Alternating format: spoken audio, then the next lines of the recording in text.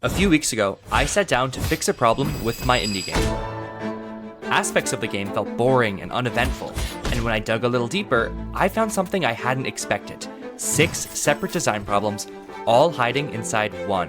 By the end of it, I redesigned healing, combat resources, platforming progression, player controls, temporary buffs, and movement. The wild part is that none of this was intentional. It all came from asking one small question about this little health bar. But before we get there, welcome to the first official devlog for Soulflame. My name is Alex, and I'm the solo developer behind Soulflame, an action-adventure platforming game I've been developing and documenting in various YouTube shorts, which you should absolutely check out after this video. But this is the first long-form devlog I've made, and I want to use it to go deep on something that I think is genuinely interesting from a game design perspective. The elevator pitch for Soulflame is essentially, what if Hollow Knight and Celeste had a baby? It's got combat, exploration, and platforming, and I want to marry these three together in a way that might not have been seen before. Damn you, Team Cherry. This story really starts at the Canadian Game Awards. I was invited to go by my friend Karen from Noodle Goose Games, and I had a blast going there. Sitting in the crowd, watching game after game get showcased, I found myself noticing something I hadn't quite expected. It wasn't the graphics that stood out to me, or the marketing, or even the genres. It was about how much thought had gone into each showcased system. Every game on that stage had these intricate little systems quietly talking to each other that probably took weeks of iteration. These are the features that players might never consciously register, but they make the entire experience feel whole. And sitting in that seat, I had a realization about my own game. Something that I knew deep down, but hadn't quite confronted until that moment. I've spent a lot of time making combat feel satisfying, developing lore, crafting the world, and building out systems. But I realized that one of the systems that I built out a while ago had been built on the premise of good enough, and it had stayed in the game for far too long.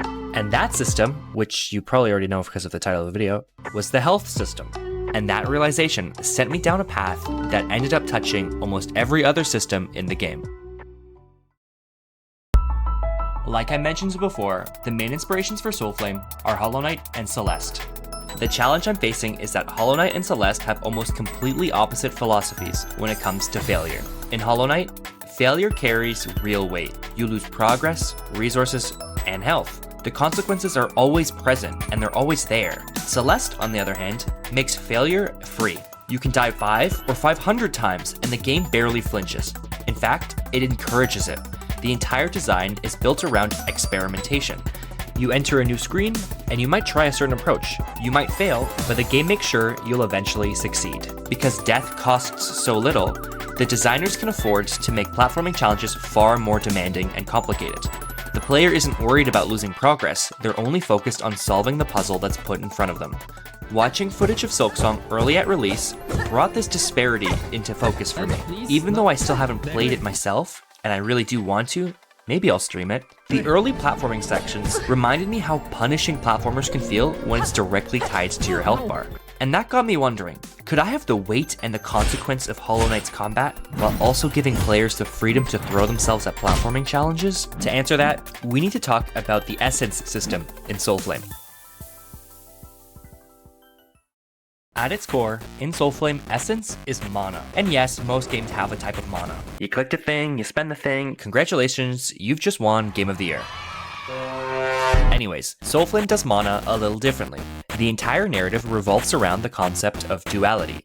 Everything has an opposite, specifically order and chaos. So naturally, there are 2 types of mana, chaos essence and order essence. As you collect this essence, it fills up a token slot, and once a token is fully complete, you can spend it. Right now, it has 2 purposes, healing and imbuement. More on that later. The emotional value of healing in an action game is something I think a lot about. One of my favorite feelings in any game is finishing a brutal fight with 1 heart remaining. I'm stressed, panicked, and I'm praying to find that next save point. And the feeling that I get when I find that save point, the release from that stress matters. Where's the bonfire? Is it up here? Please. Please. So I knew I wanted healing to feel meaningful in this game. The question was, how should I go about doing that? Another feature I did early on was changing the order in which hearts are restored. Rather than the generic healing whatever heart is damaged first, healing restores hearts from left to right. which means if you're nearly dead, your heal takes effect immediately. You get the value right away. But if you're already fairly healthy and decide to spend a token on healing anyway, you'll pass through several intact hearts before reaching the damaged one. The system never tells you not to heal when you're healthy, it just makes it less attractive. My hope is that, later on, it'll lead to a more aggressive playstyle. I alluded to it before, but I also designed a system called imbuement. This is where things start to get complicated, but also interesting. Imbuement allows Kira, the main player character, to channel either chaos or order energy. If you spend a chaos token, you become imbued with chaos energy. If you spend an order token, you become imbued with order energy. Pretty self-explanatory. Imbuement is sort of like Super Saiyan. You'll deal more melee damage, and if you end up coming across an enemy that's imbued with the opposite alignment, you'll deal even more damage. Now, players have a reason to care about which token they're carrying, and about the enemy types, and about the timing and maximizing value. I think it's a good and interesting system to have, in theory. The more I played my own game, the more I noticed that there was a disconnect forming. Health mattered during combat, but not during platforming. Healing mattered during combat, but not during platforming? But that's okay. At least imbuement mattered during combat. Wait, but also not during platforming? Wait a minute. This entire token and essence system existed, but it didn't really matter outside of combat. They were just there. And because Soulflame will contain a substantial amount of platforming, entire systems were becoming invisible for large stretches of gameplay. From a systems design perspective, that's a pretty big deal. Every mechanic should be asking for player attention. If a mechanic only matters 10% of the time, players stop thinking about it. And once they stop thinking about it, it means it isn't important. So I sat with it. I redesigned, I sketched ideas, walking around my apartment as if I were solving something far more consequential than a video game health bar. And then it hit me. The problems weren't separate. They were all symptoms of the same underlying issue. And with that, we have gone through all of the context required. And it's only been 7 minutes. Oh my god, you've gotta be joking me. The breakthrough came from an unexpected direction. Soulflame is being featured in a Torontron arcade cabinet through the Hand-Eye Society during Toronto Games Week, which is super exciting. But in the process of setting this up, a constraint appeared, one I was vaguely aware of. Here's my keyboard. It's pretty cool, right? What you'll notice is that there's a lot of keys, right? Well, the Torontron does not have this sort of luxury. Arcade machines don't have 104 keys at their disposal. They only have a handful of buttons, in this case 6, and every input needs to justify its existence. That forced me to ask a question I hadn't clearly thought about enough before. Why do healing and imbuement even need to be separate buttons? Actually, why are they separate systems at all? And then it clicked. What if healing and imbuement were the same action? I combined healing and imbuing into the same action. So what does this mean?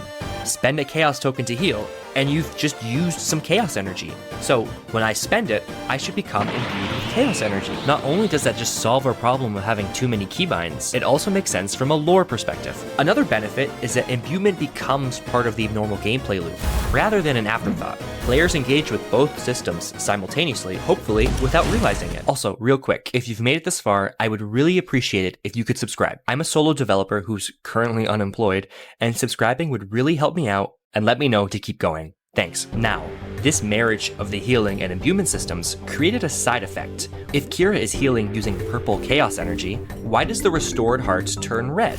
Doesn't really make much sense. So I changed it. Healing using chaos essence will create a chaos heart, and healing using order essence creates an order heart. It's cleaner visually and more thematic. Problem solved. Thanks for watching. Except, now that the hearts look different, game design law mandates that they be different. Why?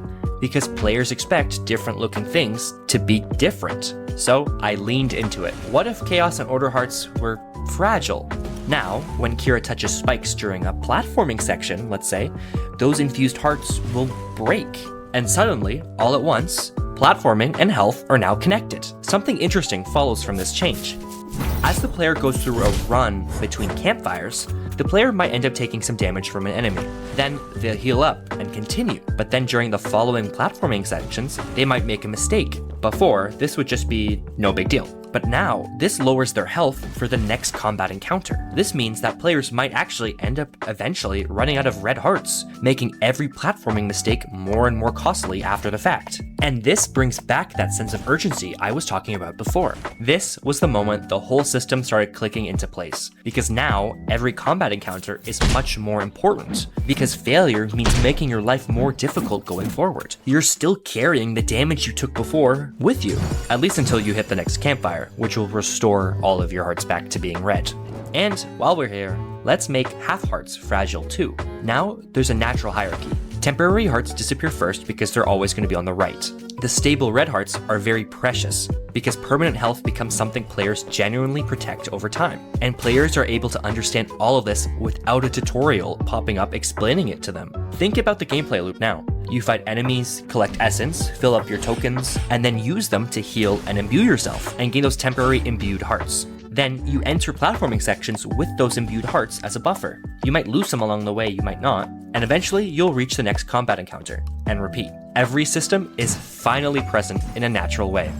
But there was still one piece missing. Imbuement was technically active during platforming, but who cares? Yeah, you're glowing purple or you're glowing yellow right now, but nothing changes. So I took a look at another mechanic in my game, temporary dashes. In combat, Kira has dodge. It's a controlled, deliberate move designed for avoiding attacks, because while you're dodging, you can't take damage. But it's also useful during platforming to reach spots that you couldn't normally otherwise. But it's kind of underwhelming just for platforming. So previously, I've added these objects called fling crystals. When you touch one, they launch you across the level and temporarily replace your dodge with a much more powerful air dash. And these feel awesome. These dashes are only active when you're in the air.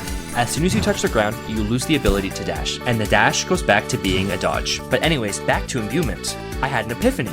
Imbuement is sort of like a power-up for combat, so I thought it could also be a power-up for platforming. What if imbuement granted that same special dash I was talking about? Healing gives health, healing gives imbuement, and imbuement gives movement that directly helps with the platforming challenge you're stuck on.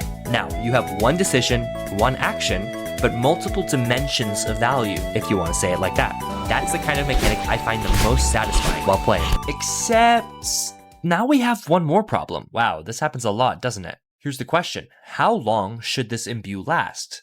My first idea was to have it on a timed basis, but in the words of CGP Grey, there's a law in the universe that says solutions that are the first thing you think of, that look sensible and are easy to implement, are often terrible and ineffective. A better solution, I think, would be to tie it to the mechanics it's trying to solve. Let's start with platforming. Imbuement gives dashes, so let's make it so that each dash will use up some of the energy. The energy can be seen here on this feather on the UI, and also in Kira's hair color. When we hit 0, we go back to being unimbued and normal. Let's just say an imbuement is worth 3 or 4 dashes. Also, dashing isn't as powerful as you might think because you need to touch the ground to reset your dodge and therefore your imbued dashes. So it's not that overpowered. It's really useful for speedrunning. And for combat, imbuement does extra damage, so we can make it so that each hit will reduce the energy you have left. And this felt great to me while testing, until I was platforming and used up all my dashes. Then I died and, wait, I'm back to normal. I used a token to help me cross this platforming challenge, but now it's gone and I still haven't completed the platforming challenge. That just feels wrong. It's almost like we need to stay imbued for the entire screen even after dying. But that just introduces a whole other heap of issues. So I did some more thinking, and I came up with this final solution. When we imbue ourselves, we leave behind a little seed. If we die and the room resets, we'll lose our imbuement. But that's okay. The seed will sprout into this weird, gross, alien egg thing. Breaking it will give you back that imbuement. No token needed. This fixes our issue of losing the imbuement, but it isn't really cheesy because you can only use that extra imbuement after you've already died and lost your imbuement. So where does all of this leave us? We started with a single health system and somehow ended up redesigning healing, combat resources, platforming progression, player controls, temporary buffs, and movement mechanics, which is honestly the most game development thing ever. And I think the result is worth it. I can make platforming sections significantly harder without players feeling like the game is working against them. Which, if you're making a platformer, is a pretty good place to be. Thank you so much for watching this video. You can wishlist Soulflame right now on Steam, link will be in the description, and you can also join the Soulflame Discord. As I said before, I post a lot on YouTube Shorts, but I also post those same shorts on Instagram and TikTok. You can check me out at Soulflame Game on those platforms if you prefer them. So if you're interested in more game dev content like this, make sure you like the video to let me know to make more of these types of videos, and I'll hopefully see you next time.